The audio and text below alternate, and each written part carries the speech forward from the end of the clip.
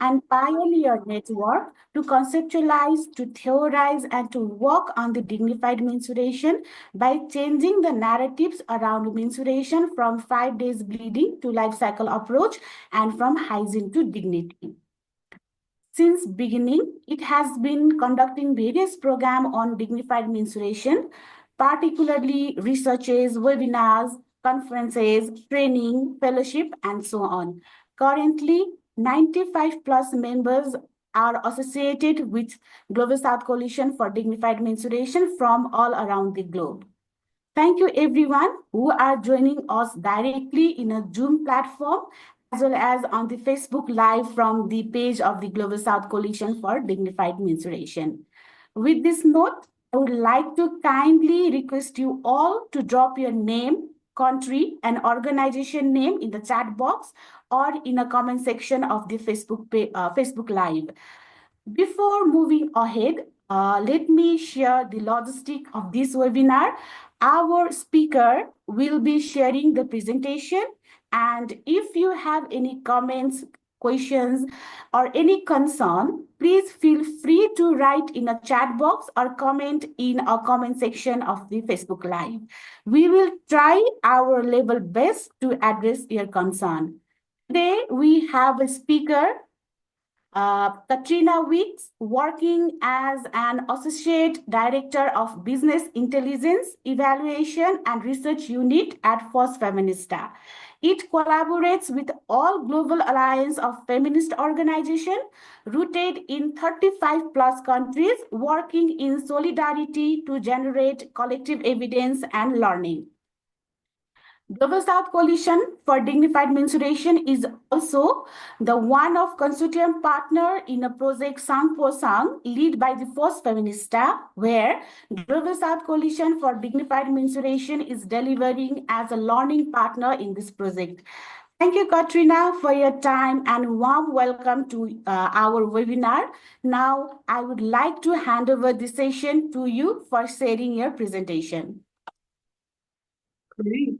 Thank you so much. I'm going to start by sharing my screen. Just give me one moment here.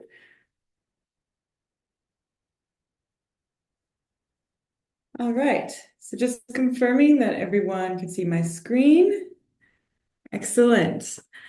Hi, everyone, and thank you for joining this session. As we just discussed, I am Katrina Weeks, and I work at 𝗙cie Feminista. And today I will be presenting on a recent research study that we conducted on menstrual dignity and discrimination that was implemented via survey with menstruators in 9 countries in the Global South. And this study was carried out by Q3 Strategy and 𝗙cie Feminista for the Sang for Sang Unified for Dignified Menstruation Consortium, which is a global effort to eliminate structural barriers to menstrual dignity, funded by the Agence Française de Développement and implemented by 𝗙cie Feminista, the Global South Coalition for Dignified Menstruation, 𝗙cie Europe, and 𝗙cie. So here on the screen, I am displaying the agenda for today's session. And just confirming, I want to make sure that I'm sharing the correct screen. Okay, looks good. Excellent.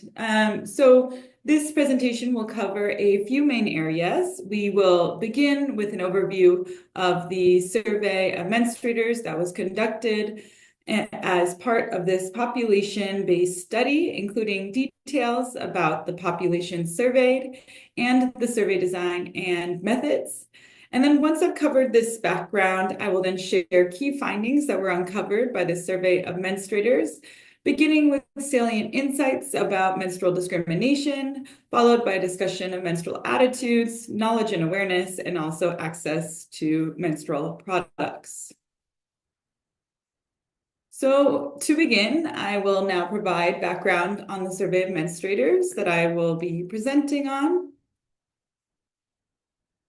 So here you can see some key information, and this presentation focuses on key insights from cross-country-based, population-based surveys of menstruators that were conducted in 2024 as part of the 𝗙cie𝗹𝗹𝚀 Consortium project, a 3-year initiative that spans 9 countries in the Global South, aiming to eliminate structural drivers of menstrual discrimination so that menstruators in all of their diversity can menstruate with dignity. So the purpose of this study was to gather critical insights into menstrual dignity that are representative of the menstrual experiences of menstruators in the socioeconomically, politically, and culturally diverse context where this project is implemented, with a focus on identifying the extent of menstrual discrimination and its intersectional impacts on people who menstruate.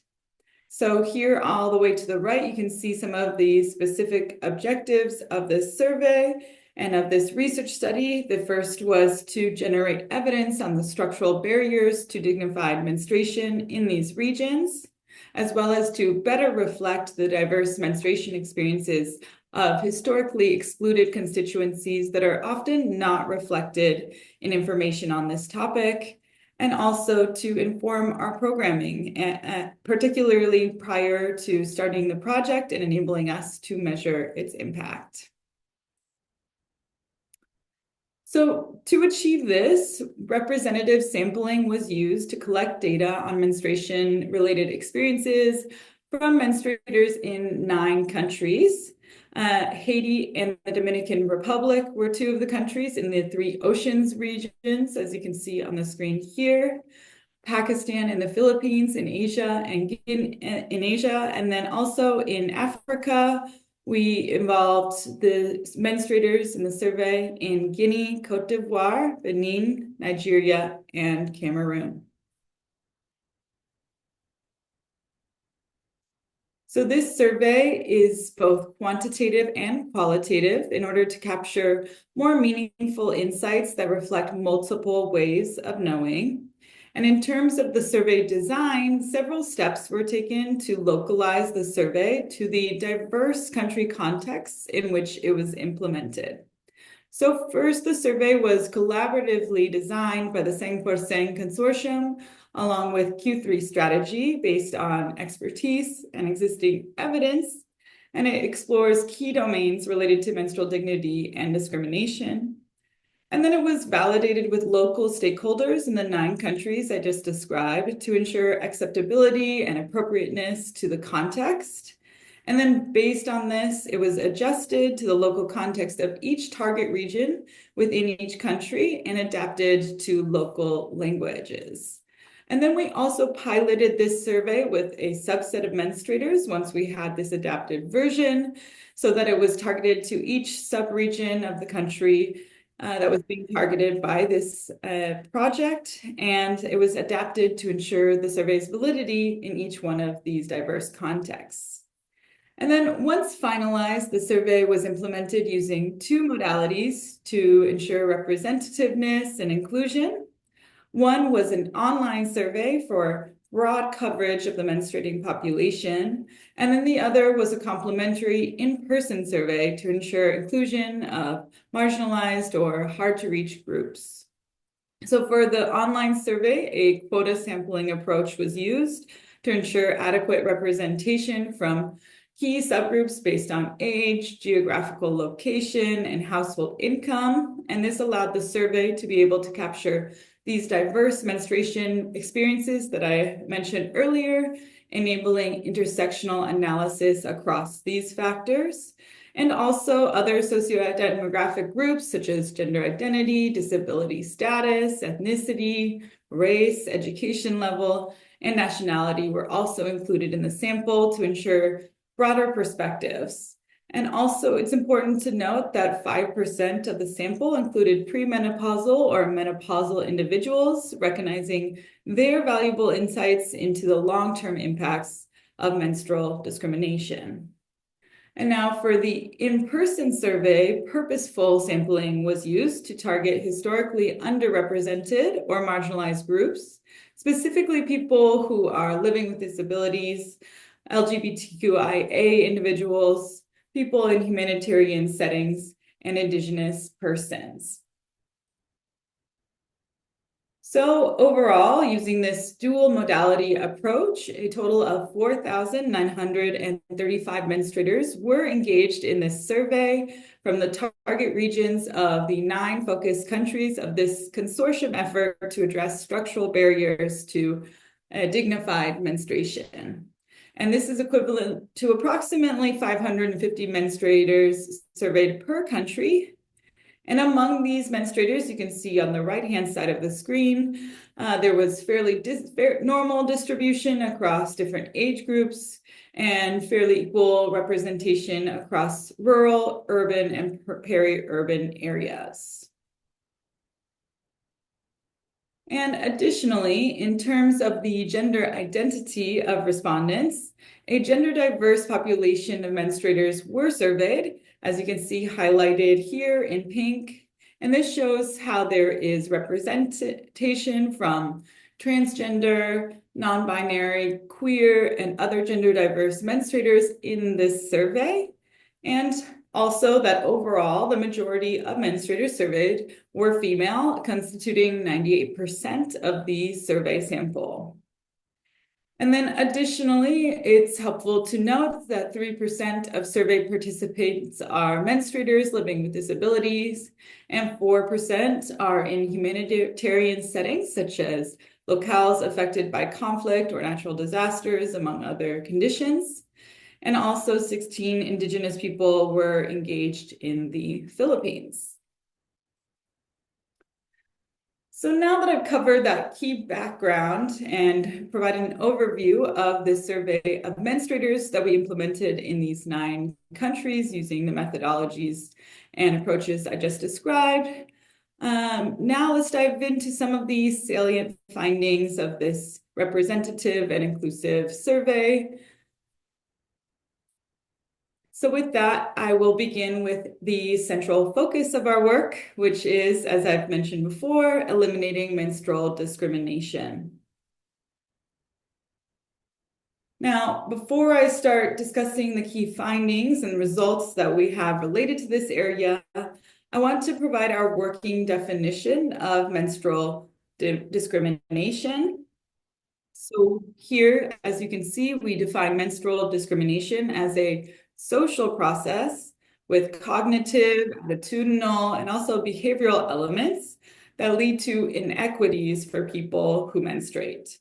And it specifically refers to the negative treatment of menstruators due to their menstrual period. Now, this negative treatment of menstruators is determined based on 2 key factors. The first, on the left-hand side, is exclusion from participating in regular activities due to menstruation. And the second, on the right-hand side in yellow, is teasing or verbal abuse due to menstruation. Now, we do recognize that discrimination can be composed of other factors, but these are the 2 main factors that we are focusing on for the purpose of this research study. And it's also important to note that for this survey, menstrual discrimination was self-reported by menstruators themselves. So there are certain limitations attached to that, but it's important to acknowledge from the very beginning. And now in terms of exclusion from regular activities, so looking at this pink area on the left-hand side of the screen, participants in this survey were asked if they had ever been restricted from any regular activities during their last period. Now, here you can see that this refers to a very broad variety of activities. It includes, as you can see in the smaller little boxes here, routine responsibilities such as attending school, paid work, or cooking, which you often see in other surveys on menstrual health and rights. However, it's also more expansive in its conceptualization of exclusionary practices, going beyond these typical obligations you might see, and including other areas such as the denial of very basic rights like restrictions on sleeping, eating, drinking, bathing, going outside, and also touching certain things.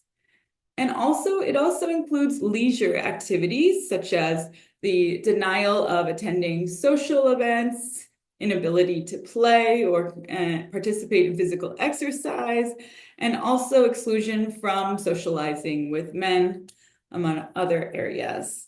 And this is really important to identify here because the ability to enjoy leisure activities equally is not always considered in menstrual health and hygiene surveys.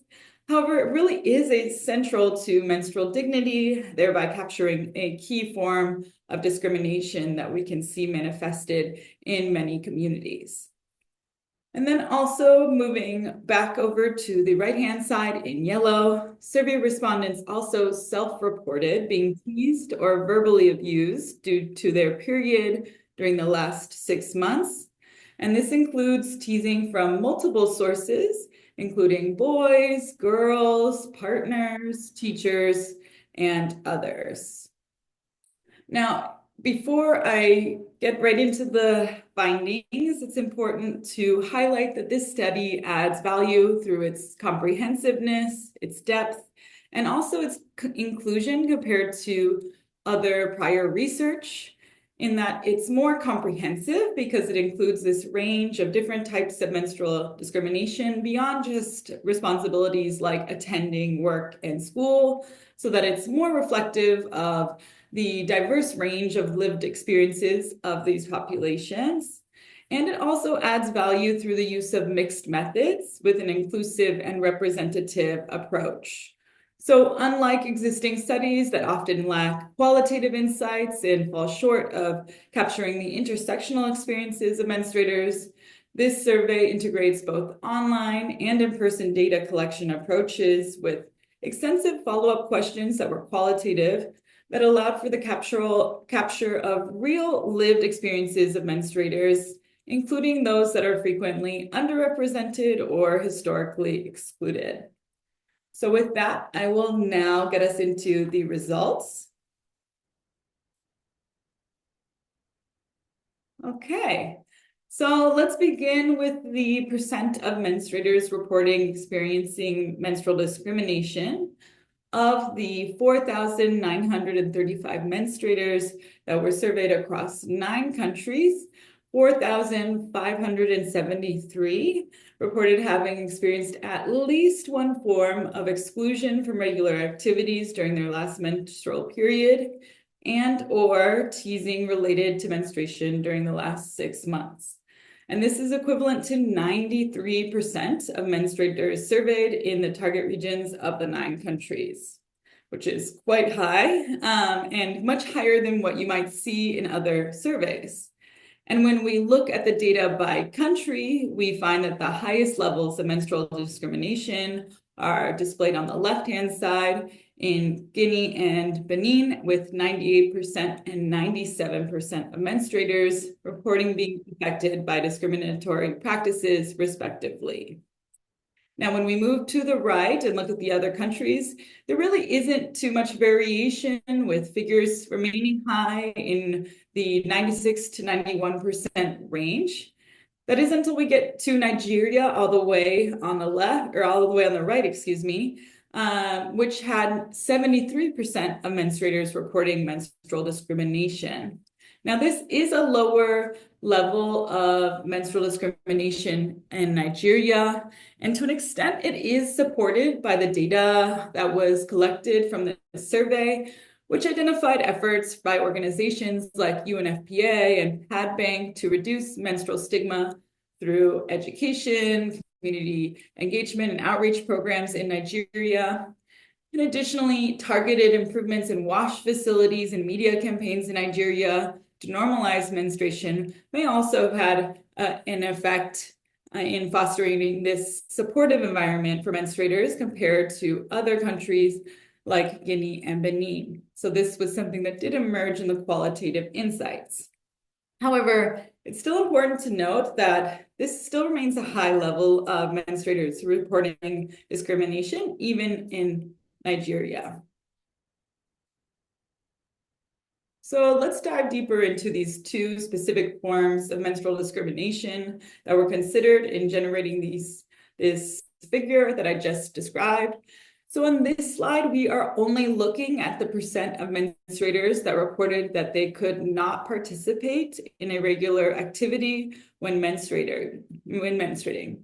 So in total, 4,567 menstruators, which is equivalent to 93% of the menstruators surveyed, reported that they experienced at least one restriction on their participation in regular activities during their last menstrual period. And this accounts for 98% of all cases of menstrual discrimination reported.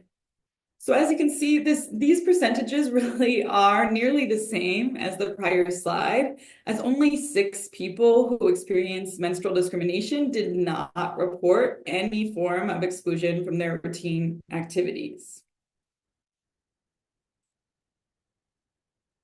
So here on this slide, you can see the main types of routine activities menstruators said that they were unable to participate in when having their period.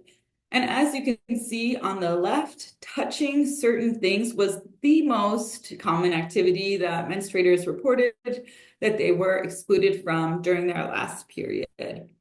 So restrictions on sleeping in certain places were also quite common, as well as playing or physical exercise, religious events, going into certain rooms, and social activities. All of these were quite common forms of restrictions affecting over half of the survey respondents that indicated that they experienced menstrual discrimination, which is quite prevalent.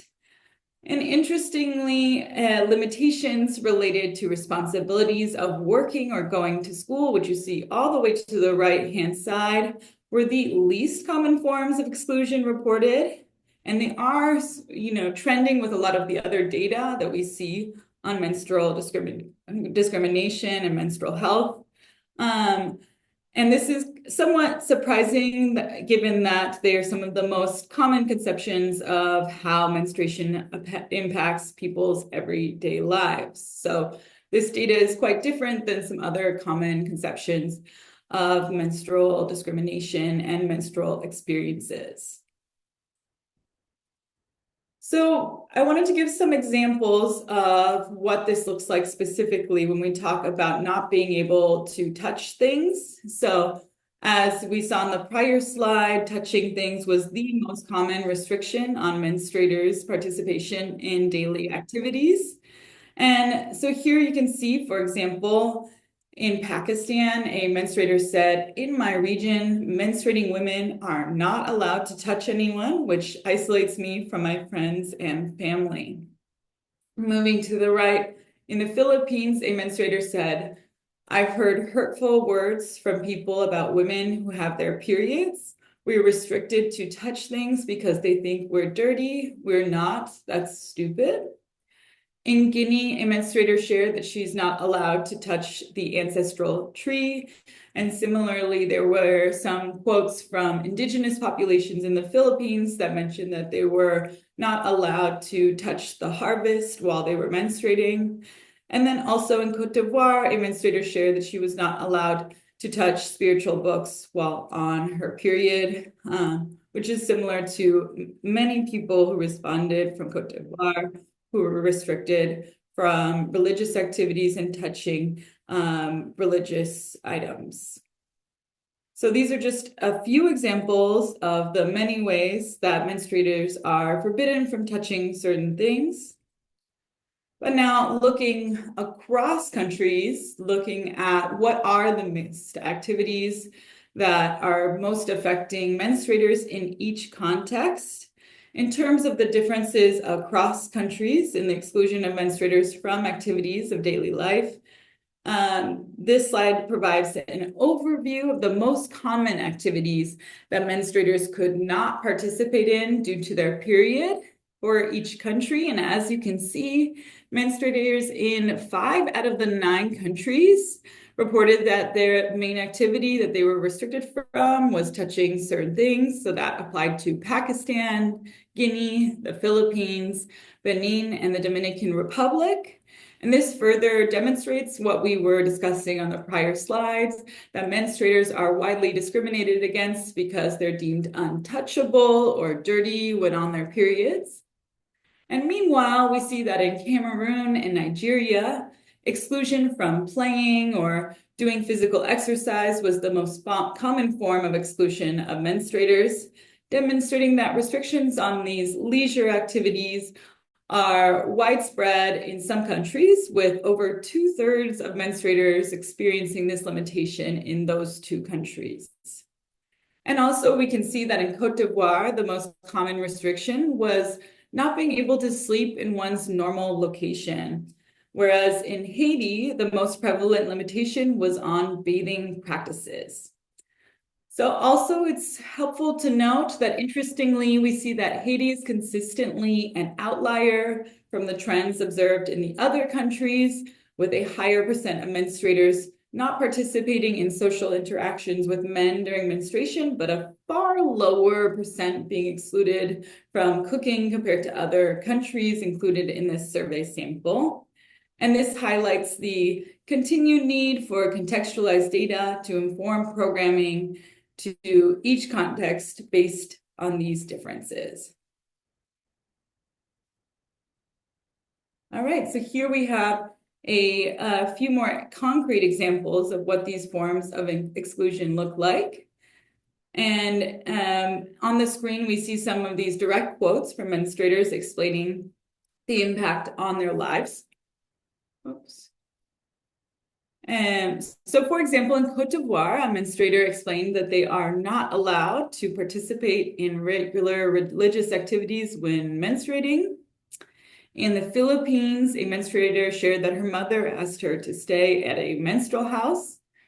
In Cameroon, a survey participant said, "I was excluded from social interaction with men, particularly because they consider periods as a disease." In Haiti, a menstruator shared, "I was not allowed to enter my kitchen and cook proper food, as there are misconceptions where periods are considered impure and even a disease." And finally, in Nigeria, a menstruator shared, "Being restricted from going outside made my period feel like a prison sentence."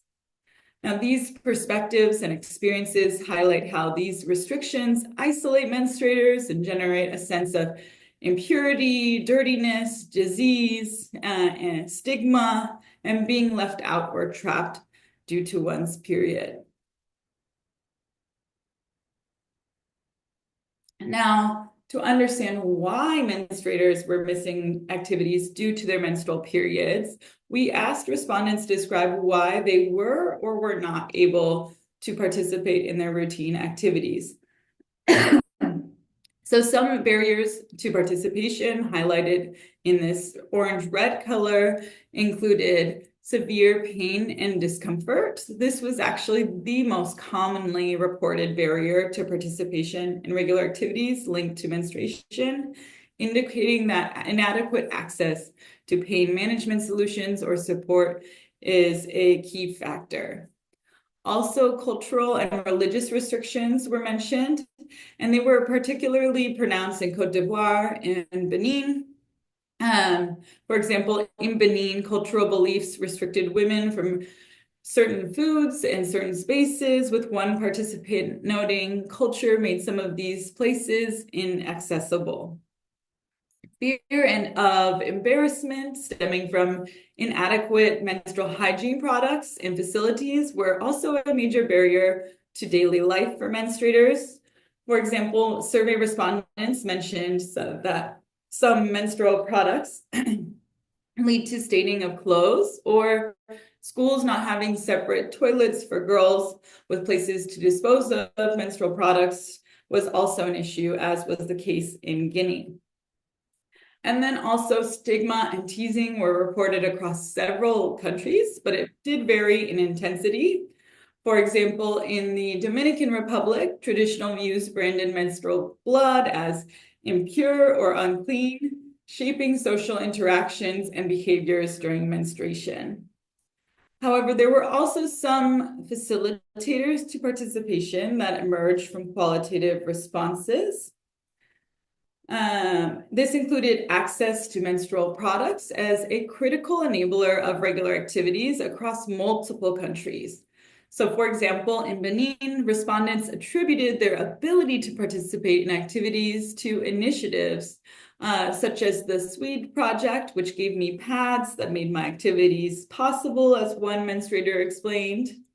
And then also supportive environments also facilitated participation, although it was less consistently mentioned across responses. For example, in Cameroon, respondents highlighted the importance of modern hygiene and support from loved ones, suggesting that emotional and material support can play a role in overcoming exclusionary practices for menstruators. So now that we've discussed these restrictions on activities, we'll move on to teasing or verbal abuse of menstruators, the second element of our conception of menstrual discrimination. As you can see from the screen here, across all countries, 36% of menstruators reported having been teased or having experiencing verbal abuse for having their menstrual period. And now, while this prevalence of teasing is substantially lower than the percent of menstruators who reported missing activities, this rate of teasing still remains relatively high, affecting over 1/3 of the survey respondents. And it's important to consider this in the context of self-reported data, as individuals may not recount instances of teasing, or they might not be able to recognize certain forms of teasing. And so while teasing is less pervasive than missed activities, it is still something that affects a significant proportion of respondents across the 9 countries surveyed. And it's also noticeable to note that Cameroon had the highest percentage of menstruators reporting teasing at 40%, followed closely by Nigeria at 39%. And conversely, we see that Benin and Haiti recorded 2 of the lowest levels of teasing, though this difference is fairly minimal. It's only, a few, 8 percentage points or a few percentage points, showing that no country is exempt from this issue. And even in Nigeria, where we saw previously that it had the lowest rate of menstrual discrimination reported, compared to the other countries in the survey, teasing still impacted 39% of respondents, indicating that stigma really remains a widespread challenge. So now, of the menstruators who were teased, the vast majority were teased by boys at 57%, followed by girls at 45%. And then also, although boys were the most common source of teasing, 30% of menstruators teased were mocked by teachers, these authority figures. That indicates that this is a really important group with whom harmful menstrual norms must be transformed. Okay, so now that we've looked at menstrual discrimination, now we're going to dive into insights on the menstrual attitudes that contribute to or mitigate these forms of menstrual discrimination that we just evaluated. So this first table shows that 70% of menstruators across the 9 countries surveyed believe that menstruation is considered dirty or impure, with the highest percentages in Côte d'Ivoire on the left at 76%, Guinea at 72%, and Benin at 71%. Now, it's interesting to note that when these internal beliefs of menstruators are compared to their perceptions of their community, we actually find that 69% of menstruators across all countries believe that others in their community believe that menstruation is dirty or impure. So you're seeing those community beliefs in yellow.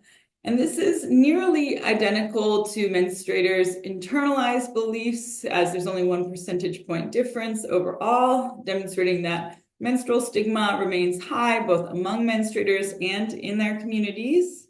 However, there are differences in individual countries, particularly in Guinea, Cameroon, Nigeria, and Benin, where more menstruators personally believe that menstruation is dirty or impure compared to those who think that their community views it as such.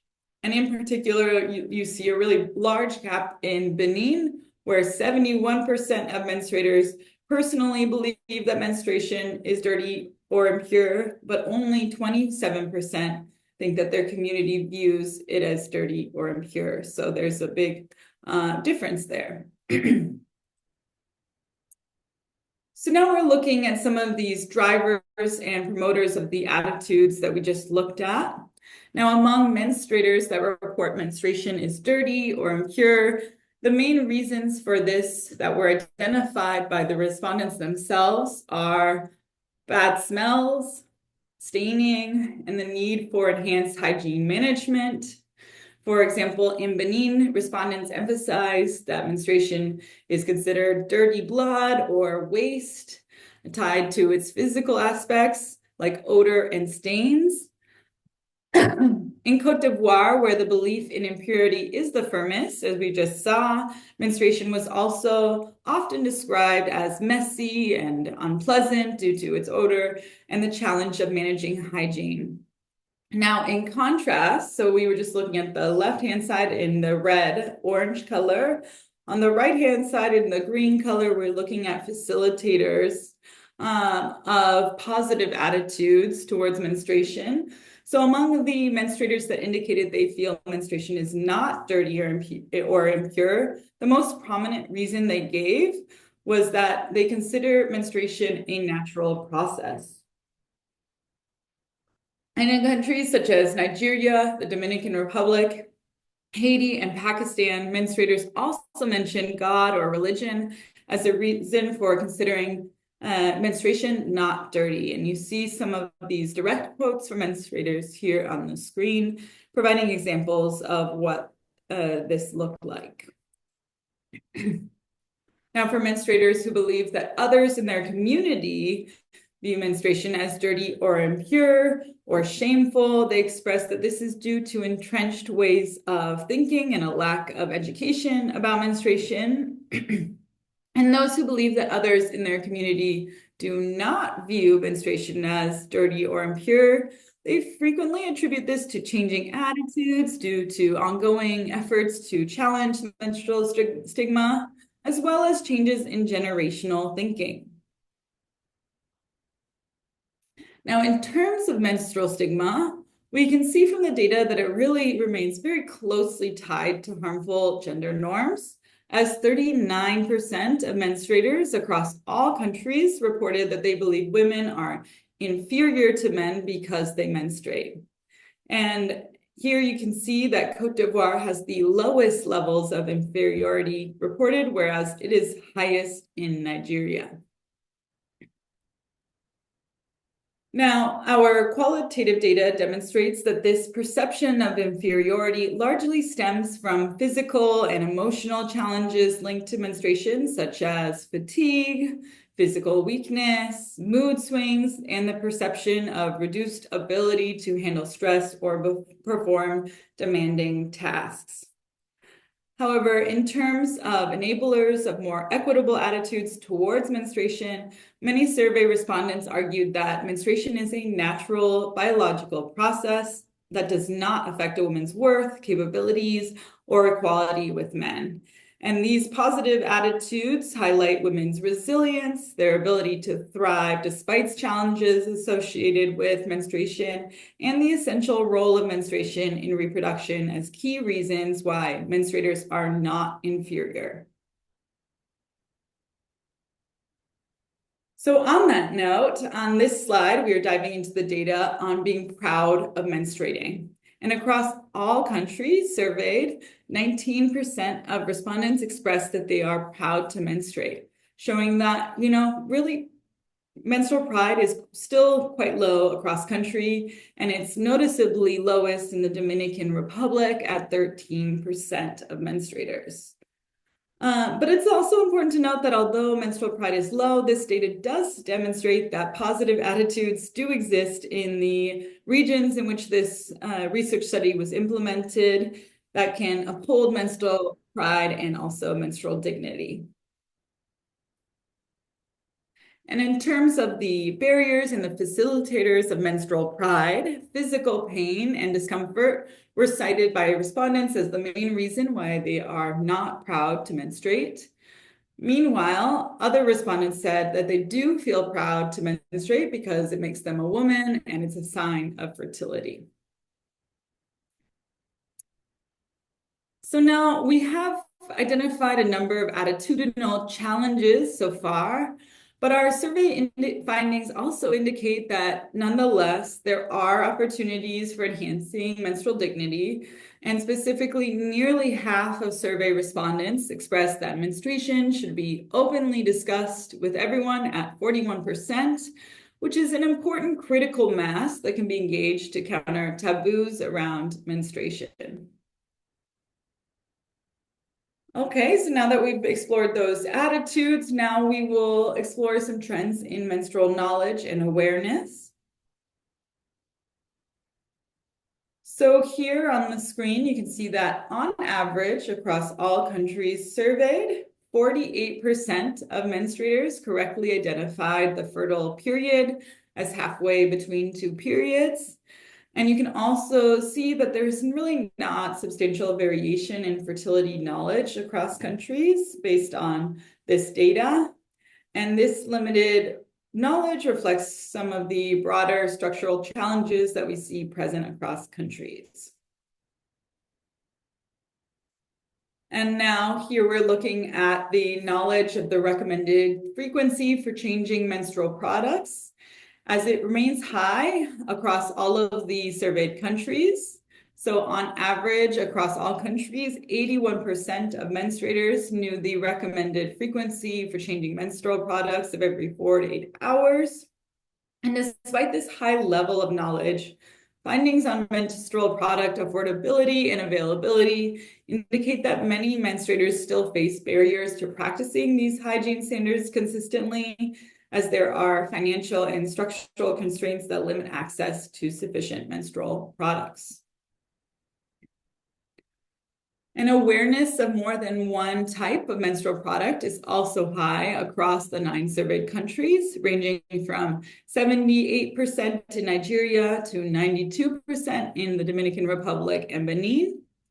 And while this high level of awareness is a very positive trend, as we just mentioned, this substantial degree of awareness does not necessarily translate into equitable access or usage of menstrual products due to access issues, which we will explore now in the next slides.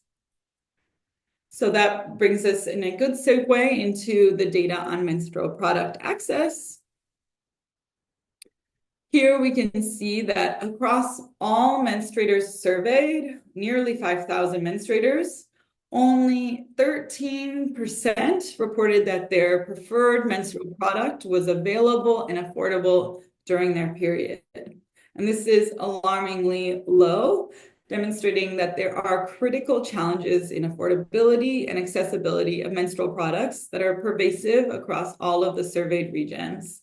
And these findings highlight that there is a widespread gap in access to menstrual products that affects the ability of menstruators to manage their periods effectively. And then finally, to conclude, here we have the average monthly cost of menstrual products across all of 9 countries, with the average monthly cost across every country at $2.16 in US dollars. And the menstrual product costs are reported to be the highest in Côte d'Ivoire, as you can see all the way on the right. Overall, I think a main takeaway is that these monthly costs indicate a financial burden on menstruators, which is particularly important to consider in low-income settings where menstruators may struggle to afford these products regularly. And that concludes all of the areas that I wanted to share with you. So these are the most salient findings from the study. There's a lot of richness in the data and insights that we generated. And I wanted to thank you all for your time and attention to these findings and to this presentation.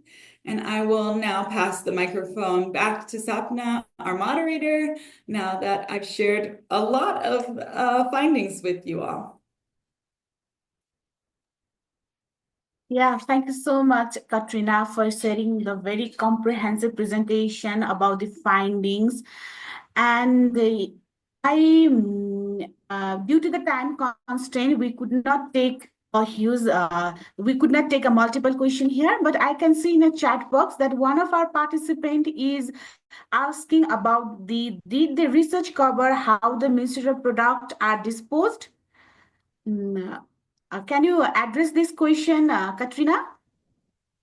Yes, so we didn't have a direct survey item that asked about menstrual product disposal, but it was highlighted many times across multiple countries as a reason why menstruators face limitations on their daily activities, was the lack of disposal, both in terms of disposal areas as well as private areas to change those menstrual products. So it was something that came up organically in the survey responses that were qualitative, but we didn't ask a specific survey question about that area.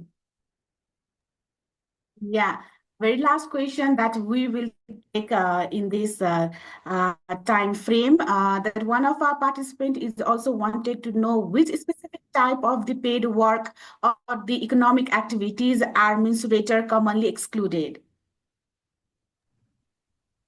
Yes, so in terms of the survey population, I think it's important to note that just over half, 56% of survey respondents identified as either unable to meet their basic needs due to their low income status, so living in poverty, or as well as struggling to meet their economic needs every day. So that is about half, 56%, or between 56% to 50% of survey respondents in each country indicating that they faced economic challenges and were low income. We didn't specifically ask about employment, particularly given that many menstruators engage in unpaid work.